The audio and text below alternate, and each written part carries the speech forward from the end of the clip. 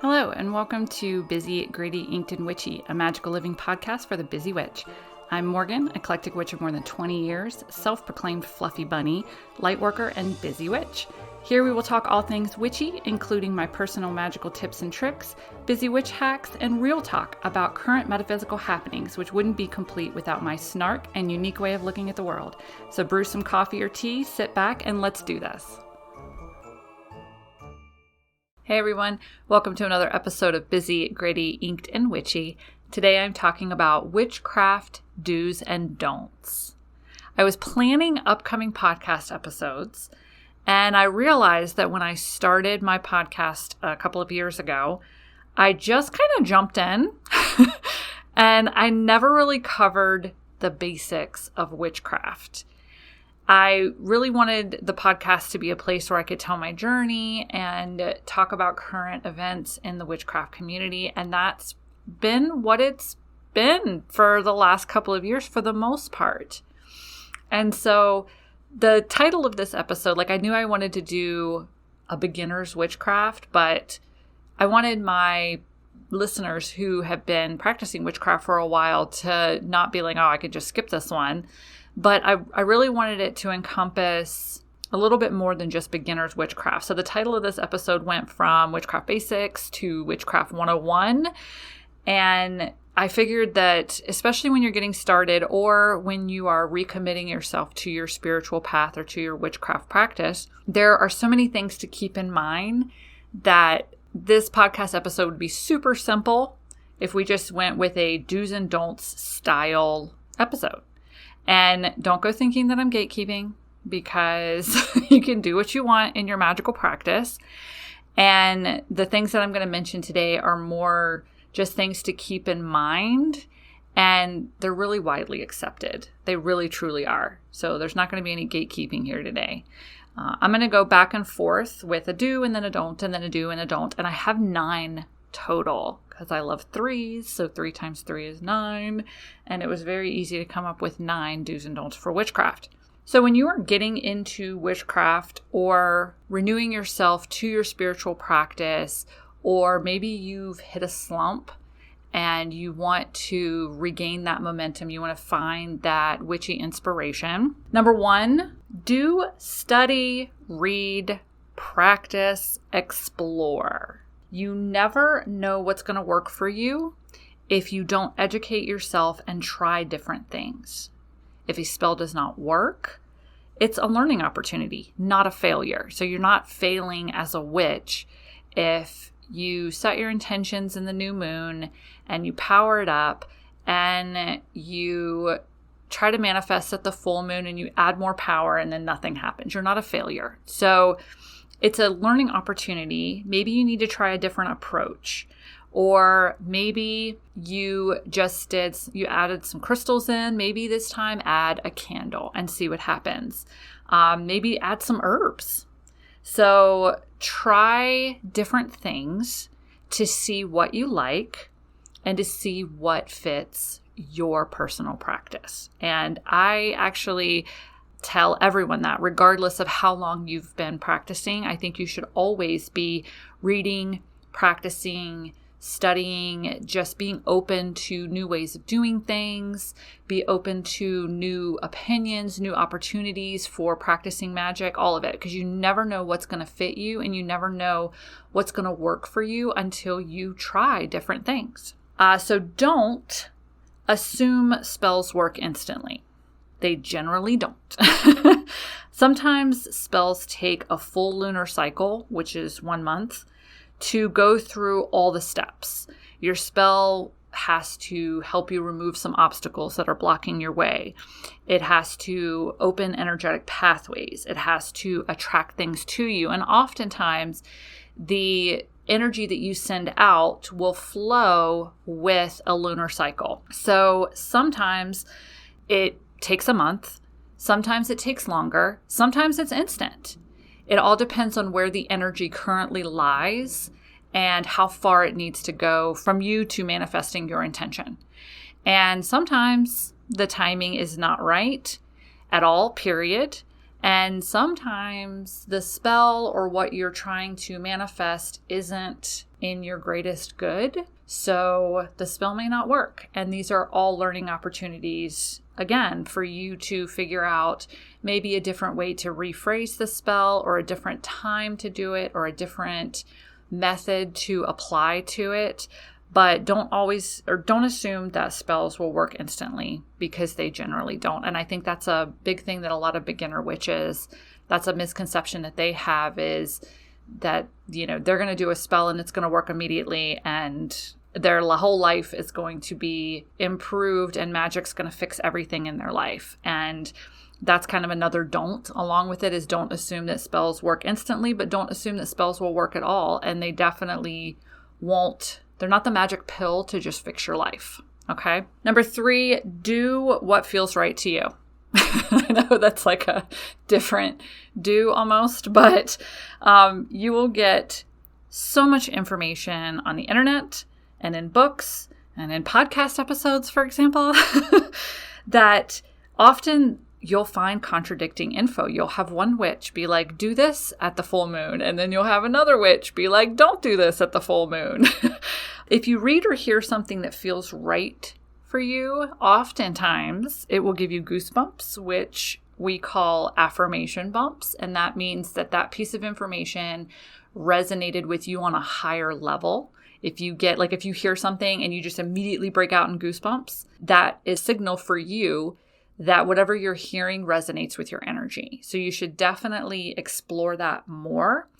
If something makes your stomach flip, this could be a sign from your higher self that it doesn't mesh with your energy. So do what feels right to you and trust your gut. That's another part of do what feels right to you. And it's just a way for you to chop through all of the information that's out there and figure out what suits you and your magical practice. Number 4, don't fall victim to gatekeepers. So gatekeepers are people who say there is only one way to practice witchcraft. So they will say that there is a right way and a wrong way to practice witchcraft. Or in order to be a real witch, and I'm using real in quotation marks, but you can't see because it's a podcast. If you want to be a real witch, then real witches do magic this way, or real witches manifest this way. And those are gatekeepers. Everyone's beliefs and practices are definitely their own. And there is no one way to practice being a witch. There's no one way. Every witch is different. So what works for one witch may not work for another witch. And there is absolutely not one way to practice witchcraft. It is unique to every single witch. So don't fall victim to gatekeepers. Number 5, do practice magic safely, please. Protect yourself or your circle if you cast a circle before performing spells or rituals. Keep an eye on burning candles. That's just, don't leave burning candles unattended. It's literally written in a warning on every candle you can buy everywhere. And learn the properties of herbs before using them. You definitely don't want to, for example, light an herb on fire that is toxic when burned, So do practice magic safely. It's not only for your safety, but it is also for the safety of your home and your pets and those around you. And so this is not just on a metaphysical level. This is on a practical, physical level as well. Just do practice magic safely. Number 6, don't believe everything you've seen in movies or on TV or even on YouTube or Instagram or TikTok. Those are the modern day equivalents. You take your inspiration from these places and you allow those things to fuel your own inner fire. But most of what Hollywood has portrayed as witchcraft is false. I would absolutely love to be able to blow things up with my hands like Piper did in Charmed. It would really help, I feel like, or freeze time. Maybe I'm just not going around blowing things up. Maybe I'm freezing time.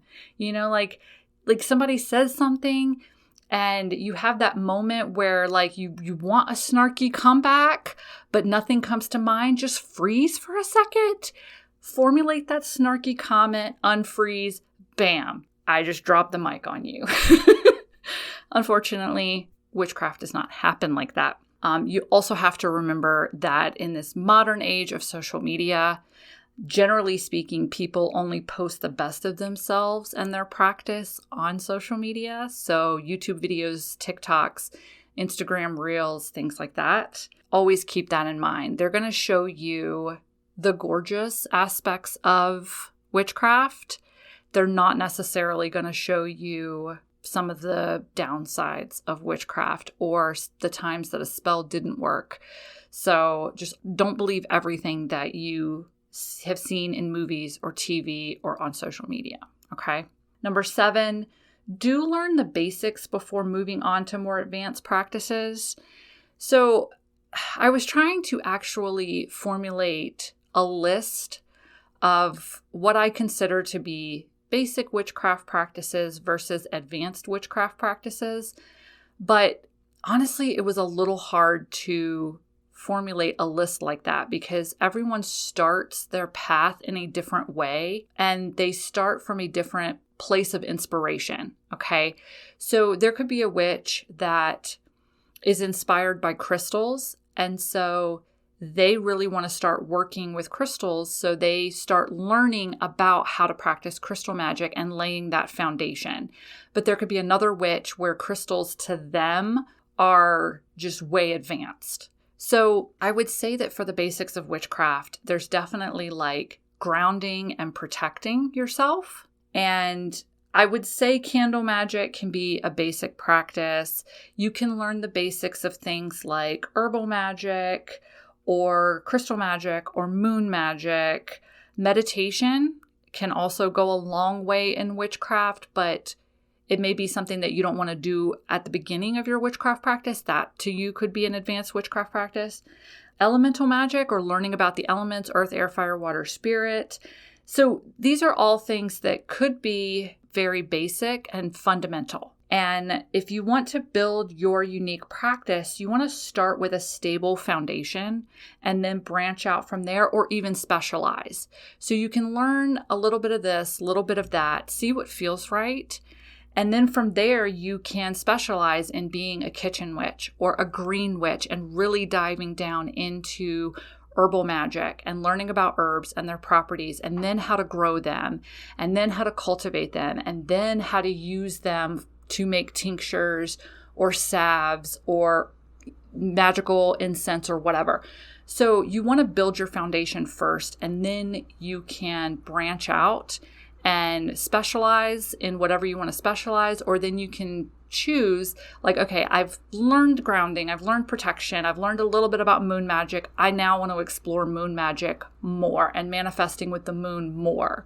Or I learned the basics on some crystal magic and how to use gemstones in my magic, but I really want to get into how gemstones can help me heal, or how they can help me manifest, or I really want to get into crystal grids.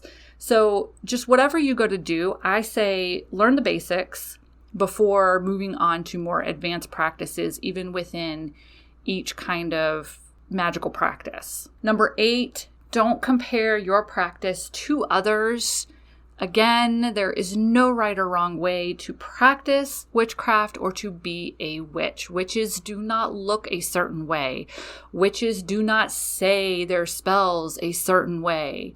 Witches do not believe in all of the same things. So if you see something inspiring on social media, or read it in a book, or watch a video on it, or see it in a movie, you don't ever compare your practice to someone else's. Your spirituality is your own. That happens to be the podcast episode that I did last week, because I feel like it is a message that cannot be said enough, especially for beginner witches, because you all get this inspiration on Instagram or TikTok or Pinterest or wherever, and you're like, that's the kind of witch I want to be. And then maybe you dive into it and you just can't duplicate what someone else does because their practice is their own. So then maybe some frustration sets in and you're like, well, I'm never going to be as good of a witch as that person. And it can even come down to things like, I don't have the money to buy all of the supplies. That's why you don't want to ever compare your practice to someone else's, because someone could have been doing this for 20, 30, 40 years and they've collected tools for the last 40 years and you're just starting out. So don't ever compare yourself to what you see anywhere else, and don't compare your practice and what works for you to another person's practice and what works for them. And number 9, do have respect for closed practices and traditions and cultural appropriation. This is especially important in today's society. And I think that as long as you are practicing things with respect and honor, and you are not cultural appropriating, or you are not doing practices that are deemed closed or closed traditions, then I feel like you can continue on your path from an ethical standpoint. And this, of course, falls back on learning as much as you can about witchcraft and its practices so that you know what paths you can take and what paths would be cultural appropriation, or what paths are part of a closed practice. And if you are super new to this, basically cultural appropriation or closed practices is taking practices that are deemed for one particular group and they're not open to the public, and you decide to go ahead and do them anyway. A great example of this, and an example of how I like to talk about honoring different practices and different cultures versus actually practicing them, is I live in Tucson. The land that we all live on and the land that surrounds me is Native American. And so I don't go and practice Native American magic. I don't call onto Native American deities. I don't go and do things that are specific to the Native American culture because I'm not Native American. But I can go out in my yard and leave an offering to the land and to the energy and the spirits that come with the land that I currently live on. And that's my way of paying my respect to the region that I live in and to the history of the region that I live in from a spiritual standpoint. So I don't believe that this is cultural appropriation at all, because I am not performing any Native American practices on this land. But I am going out and just, leaving an offering and saying thank you. Thank you for the land. Thank you for the herbs that have grown in my backyard randomly. Like we have desert sage that just randomly grows everywhere. Thank you for allowing me to inhabit this space. And here is my gratitude. Here is me paying respect to that history and everything that happens. And also making a vow to the land, to the energy, that I will not further, especially as a white woman, I will not further the taking of practices or land or anything that has happened. I vow to not further that in my own space. And I vow to honor and respect the land that I am standing on.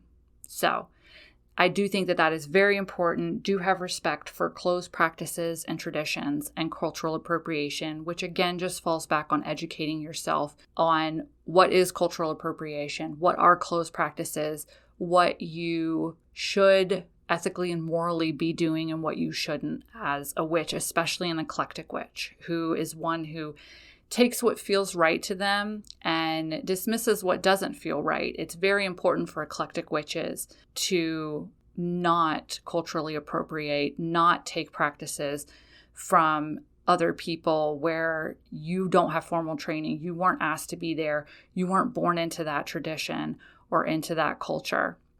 So I think it's super important to keep that in mind. So that's what I have for you all today. My 9 do's and don'ts. I will say that as I was writing this, there were so many more that came to mind.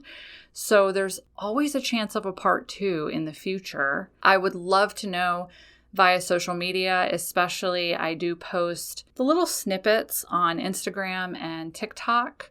And then usually the full episodes will go up on YouTube as well.